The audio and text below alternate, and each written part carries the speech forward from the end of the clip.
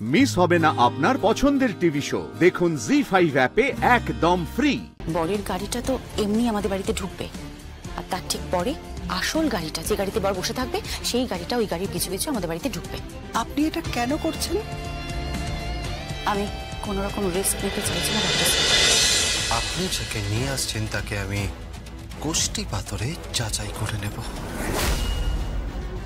আর একটু পরেই আপনি পরিবারের সকলের সামনে নিজের মুখে আপনি সবাইকে জানাবেন যে আজকে দুর্গাকে আপনি সকলের সামনে উপস্থিত করছেন।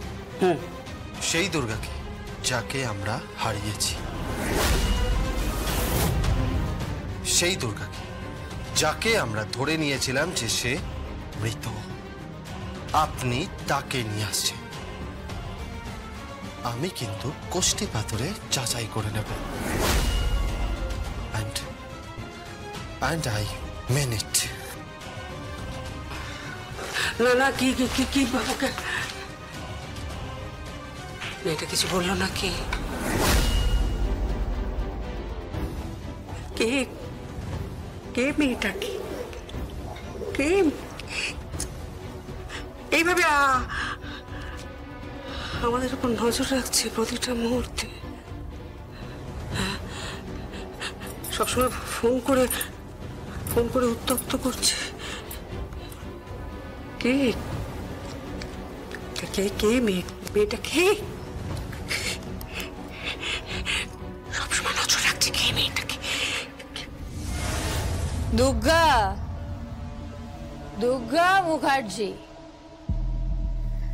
আজকে সাজবো।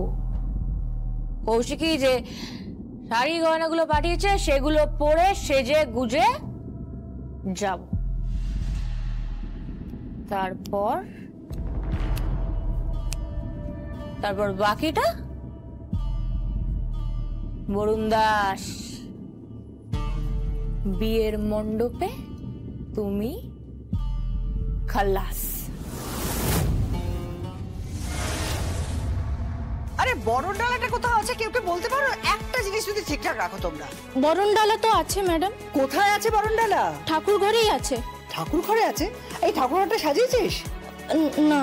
তা সাজাবে কেন? যা তাদের ঠাকুর ঘর সাজা। সংকল্প, সংকল্প, এই সময় আমার কে ফোন করছে? এক্ষুনি বর নিয়ে বেরোতে হবে। হ্যালো, কে বলছেন? কৌশিকী মুখার্জি বলছি।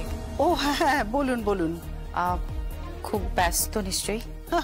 ব্যস্ত মানে আর বলবেন না, একা হাতে সবকিছু সামলাতে হচ্ছে। ওদিকে আবার পেশেন্টরা আছে, তাদের সমস্যা শুনতে হচ্ছে। 11 জন পেশেন্ট রয়েছে হসপিটালে, তাদের ট্রিটমেন্ট কিভাবে চলবে সেই সমস্ত বলে দেওয়া, পেশেন্ট পার্টির সঙ্গে কথা বলা, এই সমস্ত তো আছেই। আর তার উপর হয়েছে আমার ছেলেটি কুড়ের বাদশা। সে নড়বে না, চড়বে না, কিচ্ছু করবে না, ঘটের মতো বসে থাকবে, আর ঘটের মতো গিয়ে গাড়িতে বসে সোজা বিয়ে করতে যাবে আর বাড়ি ফিরে আসবে।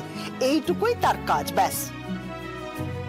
আপনার মেয়ের কপালে কিন্তু অশেষ দুর্গতি আছে, যদি ওকে মানুষ করতে না পারে। আপনি এত চিন্তা করবেন না, ঠিক মানুষ করে দেবে। আর কাপনকে নিয়ে অত ভাববেন না, কারণ আমি যতটুকু দেখেছি যে সংকল্প কিন্তু কাপনকে খুব ভালোবাসে। ওটা নিয়ে একদম ভাববেন না।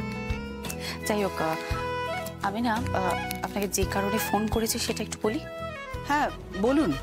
বলছি যে কথাটা কিন্তু মন দিয়ে শুনবেন। হ্যাঁ, একটু পরেই কিন্তু আমাদের এখান থেকে বরের গাড়ি বেরোবে। হ্যাঁ জানি তো, আপনার বাবা তো ফোন করেই যাচ্ছেন। উনি ইতিমধ্যেই রেডি হয়ে বসে আছেন, আর অন্যদের সব তারা দিয়ে যাচ্ছেন। আর বলবেন না, আমার বাবা না সত্যি। কৌশিকী, ওই কৌশিকী, ওই যে বলতে না বলতে এসে গেছেন। আপনি একটু হোল্ড করুন, একটু হোল্ড করুন। কি কখন বেরোবো? বাবা এখনো তো দেরি আছে, এখনো অনেকটা সময় আছে, তুমি একটু আসতে পারো?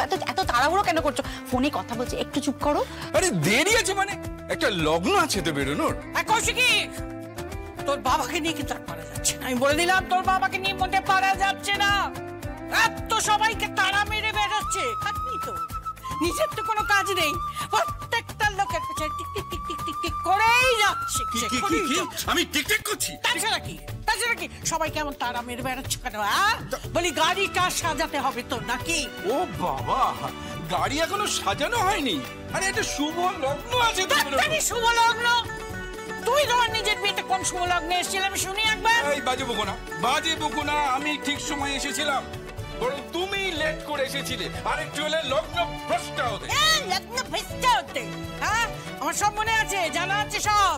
তোমার ভাই কন্ডম মনে নেই তোমার? না না, আমার ভাইরা কিচ্ছু করেননি। ওটা কিচ্ছু, তোমার বাপের বাড়ির লোক। বাজে কথা বলবে না।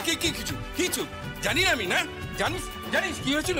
এমন একজন পুরোহিত এনেছিল, সে মন্ত্রই যায় না, ভুল ভাল মন্ত্র বলছে। কি চুপ কর, বাজে কথা বলছে বলে রাখলাম, একটা বাজে কথা বলবে না আমার বাপের বাড়ি নিয়ে।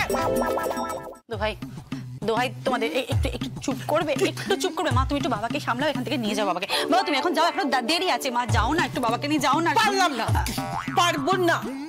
তোর বাপকে সামলাতে আমি পারবো না। পুরো বাড়িটা মাথায় করে রেখেছে, মাথায় করে রেখেছে। অসহ্য লাগছে, আমি যা বিরক্ত করছে। কি বিরক্ত করছি? বিরক্ত পালাচ্ছ কেন? বলে যাও, কি বিরক্ত করেছি তোমাদের? কি বিরক্ত করেছি? ভগবান। Hello, extremely sorry. হ্যাঁ এক্সট্রিমলি সরি। হ্যাঁ কি হয়েছিল? কি আর হবে, ওই যা হয়। বাবা মায়ের ঝগড়া। ঝগড়া? একেবারে ওই যাকে বলে অম্লমধুর সম্পর্ক, এই ঝগড়া, এই ভাব, এই তো চলছে। যাকে যেটা বলছিলাম আপনাকে, আমি একটা কথা বলার জন্য আপনাকে ফোন করেছি, বুঝলেন তো? একটু মন দিয়ে শুনুন। আমাদের বাড়ি থেকে বরের গাড়িটা রেডি হয়ে গেলে আমাদের ওই বরের গাড়িতে করে যাবেন কিন্তু আমার বাবা, বুঝতে পেরেছেন? হ্যাঁ। বরের গাড়িটা যখন আপনাদের বাড়িতে গিয়ে পৌঁছাবে না, আমি নিশ্চিত, মানে আমি 100% শিওর আমার বাবা না আপনাদের বাড়িতে ঢুকবে না। কেন?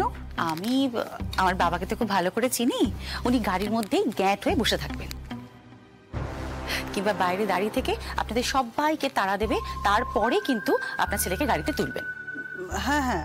যাই হোক, আপনি আপনার ছেলেকে বিদায় দেবেন। গাড়িটা আপনাদের বাড়ি থেকে বেরোবে, বরের গাড়িটা ঠিক আপনাদের বাড়ির সামনের ওই যে টার্নিংটা আছে না, ওই টার্নিংয়ে আরেকটা গাড়ি কিন্তু দাঁড়িয়ে থাকবে। সেই গাড়িটা সাজানো থাকবে না, ওটা কিন্তু একটা সাধারণ গাড়ি। সাধারণ গাড়ি? হ্যাঁ, আর যেটা সবচেয়ে ইম্পর্টেন্ট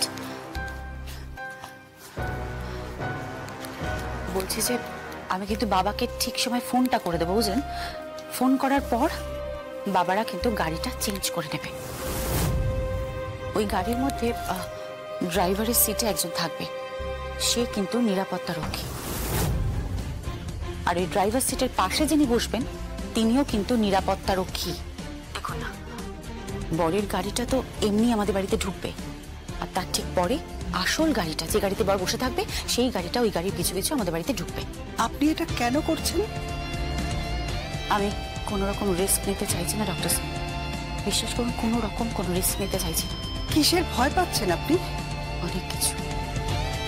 অনেক কিছুর ভয় আমি পাচ্ছি, কারণ আপনি সেই ব্যক্তি যে একমাত্র জানেন যে অপারেশন টেবিলে ঠিক কি কি হয়েছিল। জি5 ডাউনলোড করুন আর সব এপিসোড দেখুন একদম ফ্রি।